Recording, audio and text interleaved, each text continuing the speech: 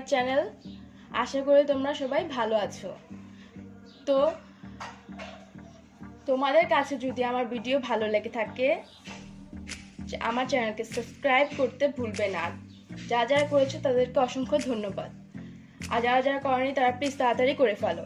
আর আমার ভিডিওটা যদি তোমাদের ভালো লেগে থাকে লাইক কমেন্ট অ্যান্ড শেয়ার করতে তো ভুলবেই না। আমিও মূলাটা পছন্দ করতাম না, মূলার স্মেলটাই অনেক বাজে লাগতো, কিন্তু আমি এই ভর্তাটা খাওয়ার পর মূলার ফ্যান হয়ে গিয়েছি। তো তোমরাও প্লিজ এই ভর্তাটা একবার হলেও ট্রাই করে বাসায় খেয়ে দেখবে যে মূলা দিয়ে ভর্তাটা কত মজার হয়। তো চলো আমি কিভাবে মূলা দিয়ে ভর্তা বানাই তোমরা দেখবে, আর প্রথম থেকে শেষ পর্যন্ত ফুল ভিডিওটা তোমরা দেখবে যে আমি কিভাবে স্টেপ বাই স্টেপ মূলার ভর্তাটা বানাই। তো চলো, প্রথমেই আমি মূলাগুলোকে কুচিয়ে নিয়েছি, 1.5 কাপ নিয়েছি মূলাগুলোকে।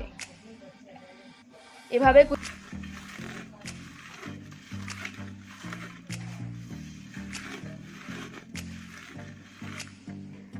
ভালো করে চটকি। এখন আমি ধনেপাতা দিয়ে দিব।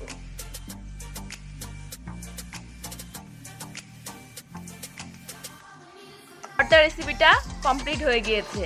তো তোমাদের কাছে যদি ভালো লেগে থাকে like comment share and subscribe করতে ভুলবে না।